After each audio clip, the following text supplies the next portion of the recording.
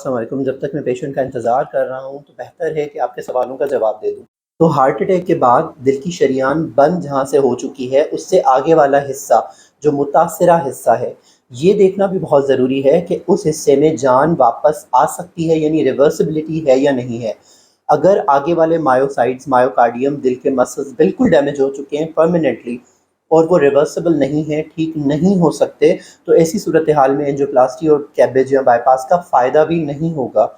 یہ ساری صورتحال شریانوں میں کتنی رکاوٹ ہے، اس کے ساتھ ساتھ دل کا فنکشن کیسا ہے،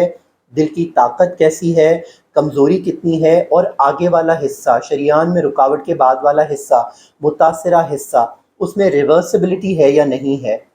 یہ دیکھنا بھی ضروری ہوتا ہے۔ پھر ان سارے عوامل کو ساتھ ملا کے فیصلہ کیا جاتا ہے کہ آگے کیا کیا جائے۔ اس کے ساتھ ساتھ اگر کسی کی پہلے اینجیوپلاسٹی ہو جائے اور اب دوبارہ دوسری شریانیں بھی بند ہیں، ان میں رکاوٹ ہو جائے، تو کیبج کرنے کا فیصلہ اتنا آسان نہیں ہوتا، کیونکہ یہ سارے جو عوامل میں نے آپ کو بتائے ان پہ نظر رکھنا ضروری ہے، اور یہ دیکھنا بھی ضروری ہے کہ جہاں پی سی آئی ہوا ہے اب وہاں سے کیبج کی یا بائی پاس کی دوسری شریان لگ سکتی ہے یا نہیں لگ سکتی، ان شریانوں کے اندر پریشر کیسا ہے، اور بہت ساری اور ٹیکنیکل ڈیٹیلز جو کہ ڈائریکٹلی کسی کو سمجھانا ممکن نہیں ہے۔ یہ ہر کیس کی الگ الگ ویری کرتی ہیں، یعنی کیس ٹو کیس ویری کرتی ہیں، اور یہ ہم پیشنٹس کو کانفیڈینشلی بٹھا کے آرام سے تسلی سے سمجھاتے ہیں۔ لیکن یہ جنرل میسج ریکارڈ کرنے کا مقصد یہ ہے کہ اینجیوگرافی کے بعد اگر کسی کی شریان بند ہے تو فوراً یہ نہ سمجھا جائے کہ اینجیوپلاسٹی کے ذریعے کھولی جائے گی یا بائی پاس کے ذریعے کھولی جائے گی، بلکہ